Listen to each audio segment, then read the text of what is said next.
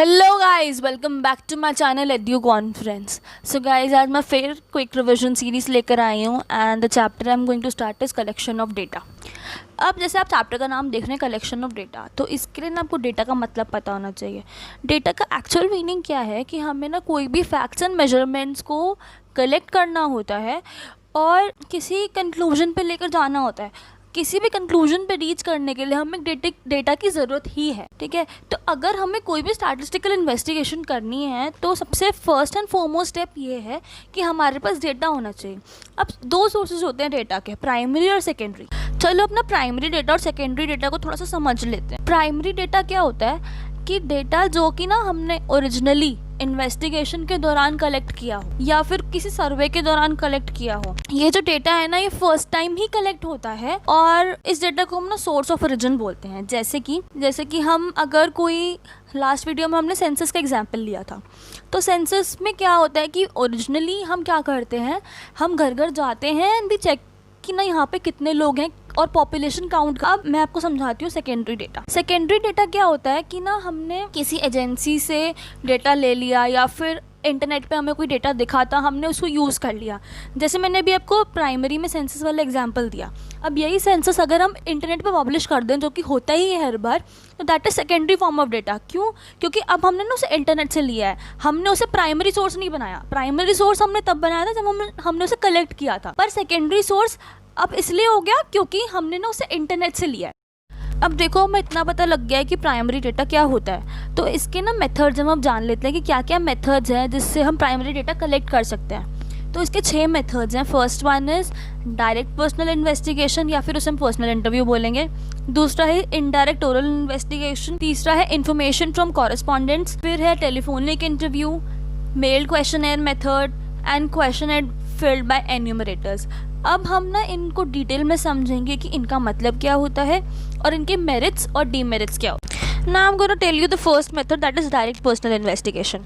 इसमें क्या है कि इन्वेस्टिगेटर ना अपनी फील्ड पे जहाँ पे भी उसको इन्फॉर्मेशन कलेक्ट करनी है वहाँ पे पर्सनली जाता है एंड जितने भी रिस्पोंडेंट्स हैं उनसे इन्फॉर्मेशन लेता है। अब इसके अंदर ये मेथड ना कब कब सूटेबल होता है, जब ना हमें डिटेल इन्फॉर्मेशन चाहिए हो, ठीक है, और जब ना एरिया ऑफ इन्वेस्टिगेशन जो है बहुत लिमिटेड हो, नेचर ऑफ इंक्वायरी जो है वो हमें ना कॉन्फिडेंशियल रखनी है सारी चीज़ें, और अगर हमें एक्यूरेसी चाहिए। ये बेसिक 3 चीज़ें हैं। अब नेक्स्ट आता है इसके मेरिट्स। पहला मेरिट है इसका ओरिजिनलिटी। ये डेटा जो है ओरिजिनल कैरेक्टर है क्योंकि हमने किसी से कॉपी पेस्ट नहीं किया, तो हम खुद जाके कर रहे हैं, तो हम अपने पे और अपने इन्वेस्टिगेटर्स पे रिलाई कर सकते हैं। अब रिलायबल एंड एक्यूरेट, हम खुद कर रहे हैं तो इसलिए रिलायबल भी है और एक्यूरेट भी होगी क्योंकि हम अपनी टीम पे तो ट्रस्ट कर ही सकते हैं। थर्ड आता है फ्लेक्सिबिलिटी। अब फ्लेक्सिबिलिटी मतलब ये इलास्टिक है, मतलब जब सामने वाला और मैं कंफर्टेबल हूँ तो हम उसकी प्लेस पे जा सकते हैं और we can conduct this information exchange, जो भी हम करना चाहते हैं। उसके बाद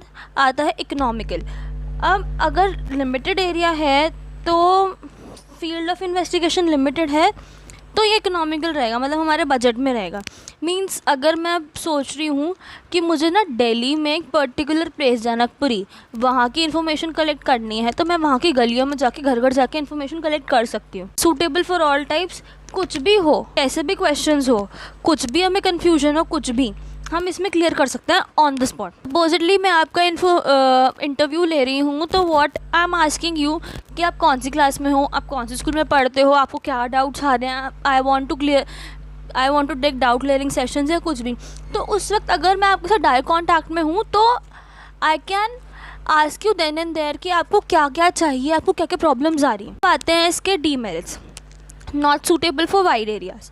जो ये मेथड है वो सूटेबल नहीं है वाइड एरियाज़ के लिए। मतलब अगर मुझे ऑल ओवर इंडिया के लिए अगर मुझे एक सर्वे कंडक्ट करना है तो that is not for me. इसके बाद आता है एक्सपेंसिव एंड टाइम कंज्यूमिंग। अगर इन्वेस्टिगेशन एरिया लार्ज है तो ये हमारे लिए बहुत एक्सपेंसिव बन जाएगा क्योंकि हर प्लेस पे जाना इज़ नॉट ओके और टाइम भी बहुत लगेगा। पर्सनल प्रेजुडाइज मतलब अगर इन्वेस्टिगेटर का किसी के साथ भी कुछ अनबन हुई या कुछ लड़ाई झगड़े हुए तो वो डेटा एक्यूरेट नहीं आएगा। ट्रेंड पर्सोनल, इसका मतलब क्या है कि जितने भी इन्वेस्टिगेटर्स हम भेजेंगे उनको हमें उससे पहले ट्रेन करना होगा, तो इसकी भी कॉस्ट आती है। इस वजह से ये कहीं ना कहीं लैग कर जाता है। नेक्स्ट आता है इनडायरेक्ट ओरल इन्वेस्टिगेशन। अब इसमें क्या है, जो इन्वेस्टिगेटर है ना वो थर्ड पार्टी को अप्रोच करता है जो कि ना इस इन्फॉर्मेशन को बहुत अच्छे से कलेक्ट कर सके। अब जैसे कि इसमें क्या होता है कि जो एरिया ऑफ इन्वेस्टिगेशन होता है वो बहुत लार्ज होता है, और जो इन्फॉर्मेशन है वो ना ऐसे इंसान के भरोसे दी जाती है जो इंसान ना मेरे लिए भी रिलायबल और थर्ड पार्टी के लिए भी रिलायबल हो, और उनको ना मतलब पहले ही बता दिया जाता है कि आपको ना ये इन्फॉर्मेशन पता करनी है और ये आपको ही देखना है कि आप किस तरीके से पता करनी है। जैसे कि अगर मैं एग्जांपल दूं तो कितने लोग स्कूलिंग टाइम पे और कॉलेज टाइम पे हुक्का पीते हैं और ड्रिंक करते हैं, ठीक है।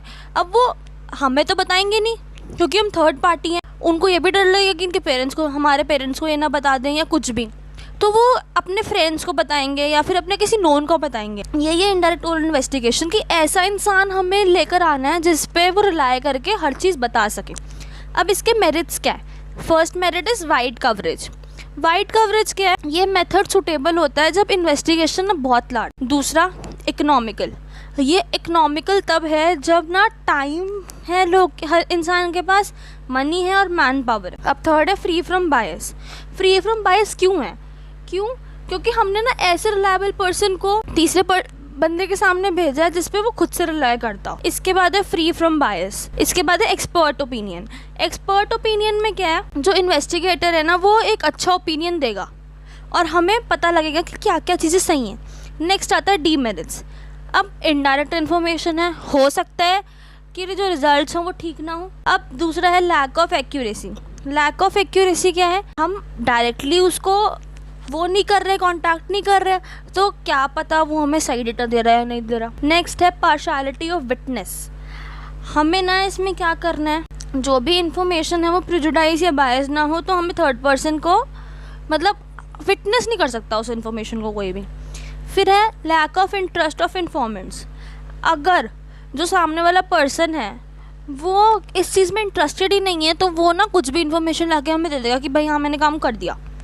लैक ऑफ यूनिफॉर्मिटी, अलग अलग पर्सन आएंगे ना दूसरों के पास, तो क्या पता इन्फॉर्मेशन हमारे पास होमोजीनियस आए कि ना आए। नेक्स्ट है टेलीफोनिक इंटरव्यूज़। अब टेलीफोनिक इंटरव्यूज़ में क्या होता है कि जो हम ना कॉल पे कलेक्ट करते हैं। अब इसमें क्या है, ये ना सूटेबल तब है जब रिस्पोंडेंट को पता है कि ना उसका टेलीफोनिक कनेक्शन ठीक है और डेटा जो हमें कलेक्ट करना है शॉर्टर ड्यूरेशन, ठीक है। ज़्यादा लंबी चौड़ी बातें नहीं करनी है, कुछ चीज़ें नहीं मारनी है, बस थोड़ी सी इन्फॉर्मेशन कलेक्ट करके अपनी बात ख़त्म करनी है। फिर आते हैं इसके मेरिट्स। मेरिट क्या है? पहला वाइड कवरेज। अब क्या है, आप कॉल पे बात कर करके ना इकोनॉमिकल है, ज़्यादा पैसा नहीं लगता है, ज़्यादा मनी नहीं है, ज़्यादा लेबर नहीं है, कुछ नहीं है। जियो के आने के बाद तो वैसे ही कॉलिंग सिस्टम बहुत अच्छा हो गया है, फ्री हो गया है, एक तरीके से आप ये कह सकते हो। बहुत कम अमाउंट में हमें इतने सारी बातें करने को मिल जाती हैं। इसके बाद है क्लैरिफाइड डाउट्स। अब फेस टू फेस तो नहीं, पर on the call we can clarify the doubts कि हाँ भाई अगर आपको कोई डाउट है या कुछ भी चीज़ें you can clarify then and there. अब है डीमेरिट्स। डीमेरिट्स क्या है? Limited use.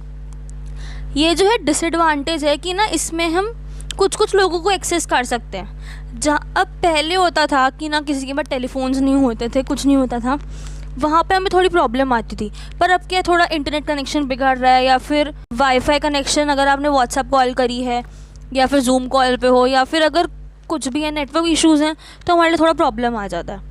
इसके बाद है visual feedback is not possible. Visual feedback क्यों पॉसिबल नहीं है? क्योंकि हम कॉल पे हैं, हम सामने एक दूसरे को तो देख नहीं रहे हैं, पर अब वीडियो कॉल्स के थ्रू भी विजुअल फीडबैक हमारे लिए पॉसिबल हो चुके। अब next and last is mailed questionnaire method.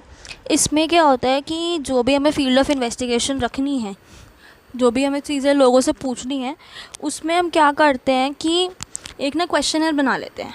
उस क्वेश्चनर में क्या होता है कि हम अपने क्वेश्चंस लिख लेते हैं और कॉरेस्पॉन्डेंट जो है वो उनको मेल कर देते हैं और फिर सामने वाले का रिप्लाई आ जाता है, ठीक है। इसमें क्या है, जो इसके मेरिट्स हैं वो क्या है? कवरेज वाइड होता है सबसे पहले, ठीक है। दूसरा इकोनॉमिकल है, टाइम कम मनी कम लेबर। फिर नेक्स्ट है ओरिजिनलिटी। ओरिजिनल है बिकॉज डायरेक्टली इन्फॉर्मेंट्स के थ्रू ही आता है। फ्री फ्रॉम बायस। अब इसमें क्या है कि जो क्वेश्चन है वो रिस्पोंडेंट जो है अपने वे से देखेगा और बिना बायस नेस के उसको आंसर कर देगा। मेंटेन सीक्रेसी, अब इसमें क्या है कि पब्लिक एट लार्ज को तो पता नहीं लगता कुछ भी, तो एक सीक्रेसी मेंटेन रहती है दो पार्टीज़ के बीच में। डीमेरिट्स, स्कोप बहुत लिमिटेड है क्योंकि हो सकता है कुछ रिस्पोंडेंट्स एजुकेटेड ना हो, ठीक है। लेस एक्यूरेसी एंड प्रिसिजन, इसमें क्या है कि जो एक्यूरेसी है वो टेस्टिफाई नहीं कर सकते। हमें क्या पता कि किसने किसी और से ना भरवाया हो या कुछ भी सही इन्फॉर्मेशन दी है या नहीं, हमें कुछ नहीं पता। फिर है लैक ऑफ इंटरेस्ट, अब कुछ होते हैं जिनको ना बिल्कुल वो नहीं चाहते कि भाई कुछ भी हमें इन्फॉर्मेशन मिले या कुछ भी चीज़ें हों, जो भी बिना इंटरेस्ट के ऐसे ही हमें आंसर कर देते हैं तो एक्यूरेट इन्फॉर्मेशन नहीं आएगी। चांसेस ऑफ मिस इंटरप्रिटेशन, अब हम कुछ और लिखना चाहते हैं और सामने वाले ने कुछ और समझ लिया, कुछ मिस इंटरप्रेट कर लिया, तो वो जाके हम सही तो नहीं कर सकते। And last is time consuming, ये टाइम कंज्यूमिंग इसलिए है क्योंकि पता नहीं सामने वाला अपना मेल चेक करे ना करे, ठीक है, और ये कब तक रिप्लाई करे इस चीज़ को। अब एक क्वेश्चनर फिल्ड बाय एन्यूमरेटर्स, अब क्या एन्यूमरेटर कौन होता है, किसी एजेंसी ने अपना एक पर्सन हायर करा है जो कि ना जगह जगह जाके क्वेश्चनर्स भरवाएगा। अब वो एन्यूमरेटर क्या करता है, पर्सनली जाता है उस पर्सन की मतलब प्लेस पे और नोट डाउन करता है अपनी लैंग्वेज में जो भी वो हमें बता रहा है, ठीक है। अब ये मेथड कब सूटेबल है, जब हमारे पास बहुत पैसा है और ट्रेंड एन्यूमरेटर्स हैं इस फील्ड में। अब इसके मेरिट्स, वाइड कवरेज है क्योंकि पैसा है, बहुत सारे एन्यूमरेटर्स हैं, तो जगह जाके सब कुछ कर सकते हैं। एक्यूरेट एंड रिलायबल इन्फॉर्मेशन है, ये जो इन्फॉर्मेशन है ये इन्वेस्टिगेटर डायरेक्ट कॉन्टैक्ट से कर सकता है कि भाई हमें कैसे कैसे क्या क्या करना है। बेटर रिस्पॉन्स, हमें रिस्पॉन्स अच्छा मिलेगा, तो what we can do is हम ये इन्फॉर्मेशन को सब जगह जो सारे रिस्पोंडेंट से फिर आगे से मेल क्वेश्चनर मेथड में कर सकते हैं, ठीक है। पार्शियलिटी की कम चांसेस हैं, लिमिटेड हैं क्योंकि बायसनेस नहीं होगी। यूज़फुल फॉर इलिटरेट पीपल भी इसे कर पाएंगे, मेल क्वेश्चनर वो नहीं कर सकते तो ये कर सकते हैं। डीमेरिट्स, कॉस्टली मेथड है क्योंकि हमें ट्रेनिंग लेनी है, फिर सब क्वेश्चनर्स करने हैं, उसके प्रिंट आउट्स निकलवाने हैं, हर चीज़ करनी है। टाइम कंज्यूमिंग है क्योंकि एन्यूमरेटर घर घर जाएगा और हर चीज़ करेगा। पार्शियलिटी हो सकती है क्योंकि क्या पता कि एन्यूमरेटर को ये वाला बंदा अच्छा लग रहा है, अच्छे से ट्रीट कर रहा है, जो अच्छे से ट्रीट नहीं कर रहा उसको उससे वो अच्छे से हैंडल ना करें। इनएबिलिटी ऑफ एन्यूमरेटर, अगर वो प्रॉपर्ली ट्रेन नहीं है तो वो क्या कर सकता है, मिसलीड कर सकता है सारी इन्फॉर्मेशन को। अब एट लास्ट मैं आपको एक क्विक रिकैप दे देती हूँ। इसमें हमने क्या क्या पढ़ा, सबसे पहले हमने प्राइमरी और सेकेंडरी की समझा कि क्या होता है, ठीक है। उसके बाद हमने प्राइमरी के मेथड्स देखे, डायरेक्ट पर्सनल इन्वेस्टिगेशन, उसके बाद फिर इनडायरेक्ट ओरल इन्वेस्टिगेशन, नेक्स्ट था information from correspondents, telephonic interview, mail questionnaire method और questionnaire filled by enumerators. So that's it for this video and we'll continue rest of the portion in the next video which will be uploaded soon. So don't forget to like, share and subscribe to my channel, and if you find any mistake then you can feel free to comment down below. I'll be happy to help you. Bye guys.